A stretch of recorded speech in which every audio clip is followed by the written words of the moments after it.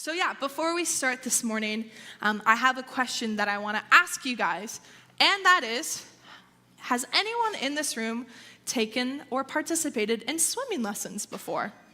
Yeah, I think it's fairly common from, living in Canada, being around so many bodies of water.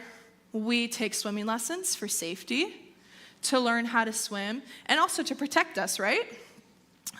And so I also took swimming lessons, like I raised my hand.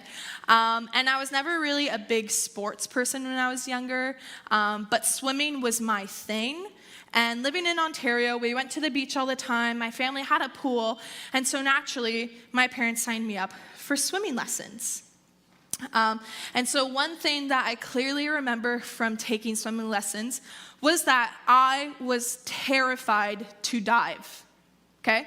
I was terrified to dive because the thought of just having to jump into the water head first completely terrified me. Is anyone else with me on that? Diving when you're younger was really scary. And so I was a great swimmer. I had no problem doing like the front stroke, backstroke. If you asked me to do a cannonball, done. If you asked me to do like one of those star jumps, I did it. If you asked me to do a pencil dive, which I mentioned that the other day to someone, they're like, what's a pencil dive? And to me, a pencil dive is literally when you just jump straight into the water feet first. So it's not really a dive, but that's what I like to call it. And so I remember when me and my sister were taking private swimming lessons in my family's pool, and there would be times where I would literally just stand at the edge of the pool, contemplating my life with my hands over my head, and just standing there for minutes upon minutes upon minutes, not diving because I was too scared. And I can't imagine how annoyed my sister and my swimming instructor would be. And so the great thing was, though, I had a teacher who didn't give up on me. She didn't just say, jump and live, you'll be fine, you'll get over it. She took time to teach me. And so the first time she modeled it for me. She demonstrated how you properly do a dive without hurting yourself. And then eventually she would encourage me. And then when I still wouldn't dive, she kind of broke it down. So then she's like, okay, well, let's just start with doing like a knee dive at the edge of the pool like this, okay?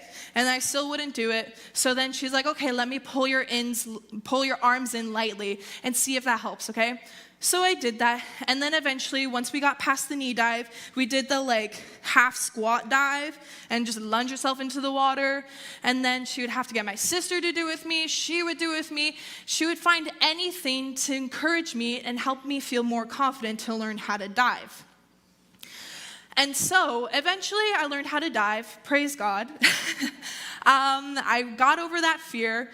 But I truly believe a big reason why I was able to overcome that fear was because I had a teacher who didn't give up on me. She encouraged me and she helped me overcome that fear and walked me through that roadblock. And not only did I learn how to dive, but eventually I went on to become a lifeguard because it's pretty important to learn how to dive when you're a lifeguard. And so years later, I find myself doing the same thing with others. I remember I have friends who are a little bit scared of swimming. They never really learned how to when they were younger. And so because of what I had been taught, I therefore got to teach others how to be comfortable, there we go, and confident in swimming. And see, that's the power of being taught and then teaching. Someone invests in you, and then therefore you invest in others. And spiritually, that's exactly what discipleship is. And so, if you haven't been around much this summer, we've been going through a series called Lifeguard, hence the lifeguard chair on stage.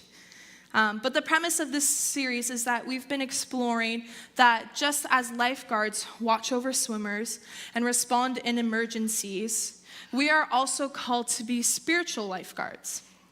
Watching out for one another, always ready to rescue one another, and equipped to save lives in Jesus' name because he is the head lifeguard. We are both the rescued and the rescuers. And today, as we are almost at the end of this series, I want to talk